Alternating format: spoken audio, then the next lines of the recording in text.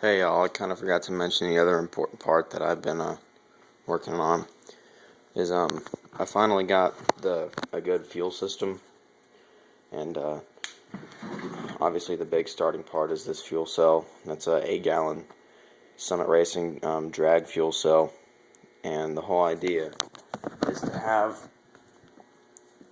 this fuel cell sit in the back of my trunk. And I got the mounting kit for it. That just goes over the two places for the straps. And then I just designed a whole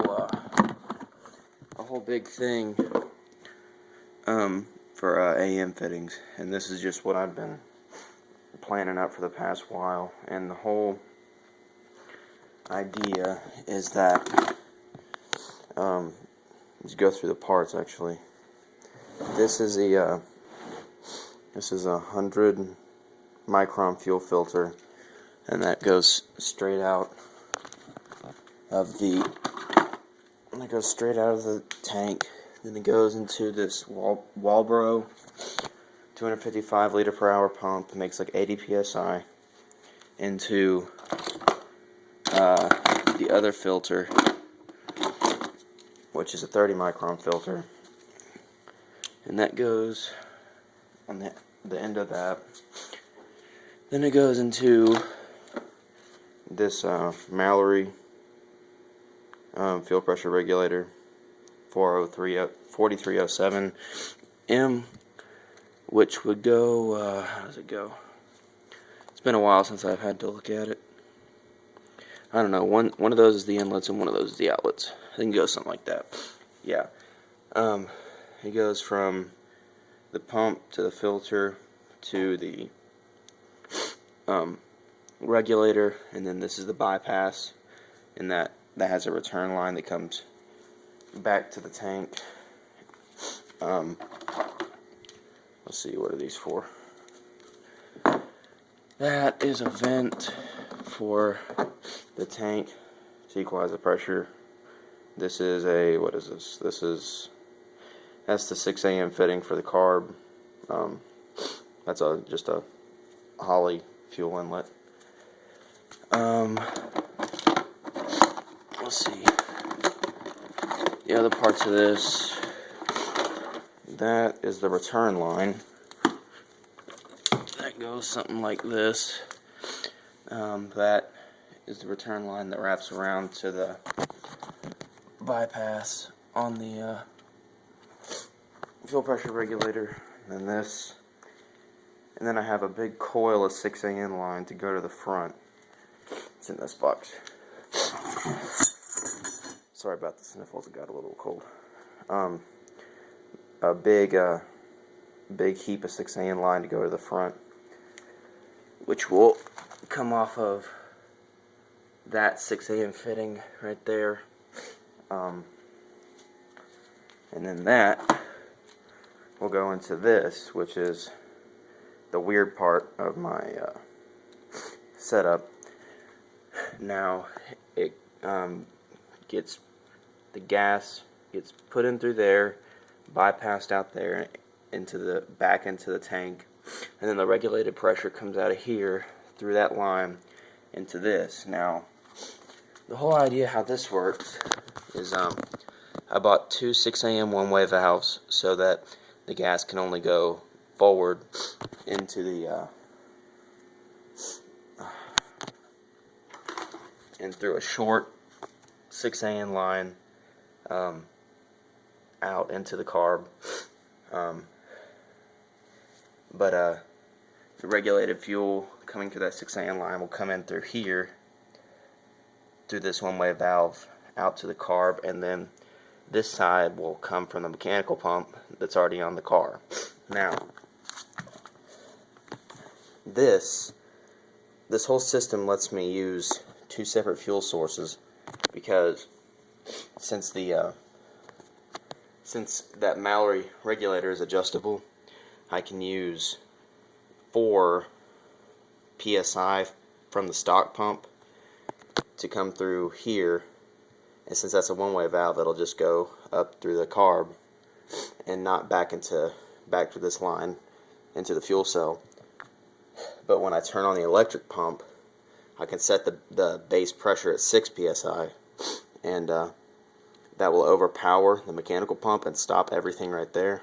So then that'll fill the line up and fill the carb up with whatever I put in that tank. So I can run like 93 normal gas coming through this with my mechanical pump all the time, and then I can fill up that tank with race gas and just flip on the electric pump, and it'll stop the mechanical pump because it has more pressure, and it'll stop the mechanical pump at that one-way valve, and then it'll pump, because I can set that to like 6 psi or something, just enough to overpower this, and it'll fill the line and the carb all the way with race gas or gas, pump gas, race gas mix, or whatever I want. So that way I can have,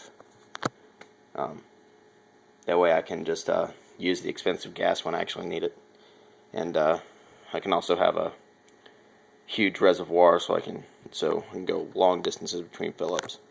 And the other thing I have to run is I don't know if I brought it, if it's in the garage, but the other thing I have to hook up is the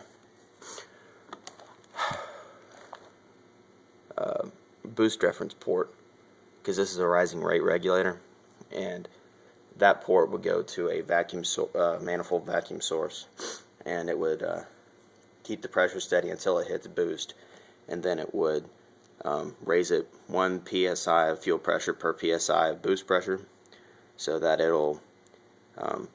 so that the fuel pressure won't be overpowered by the boost. So that's just a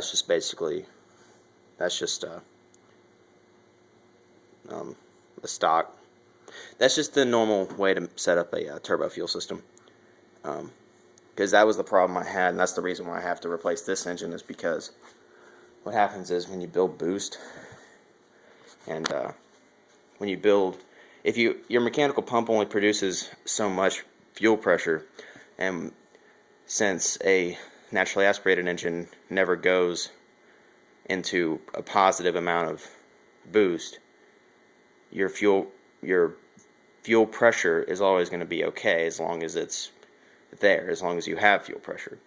But once you get into positive boost, and say you have 5 pounds of air boost, or say you have 5 pounds of boost, but only 4 pounds of fuel pressure, your air is going to be pushing your fuel back through your lines, and you're not going to be getting any fuel back into your bowl, so you're just going to run the bowl dry. And once you get to the end of that bowl, you're going to have ridiculously lean mixtures, and you're going to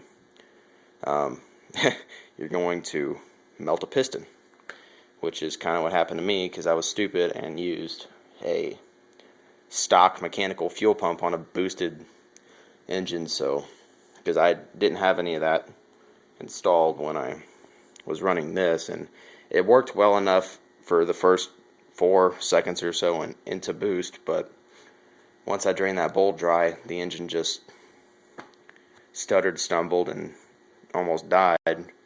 But then you get off of it, let the bowl fill back up, and then it runs just like normal, except for all the damage you just did to your pistons. So, somebody wanted a video of what was going on with my dad's car. I don't know why it didn't work on the last video, but let's see.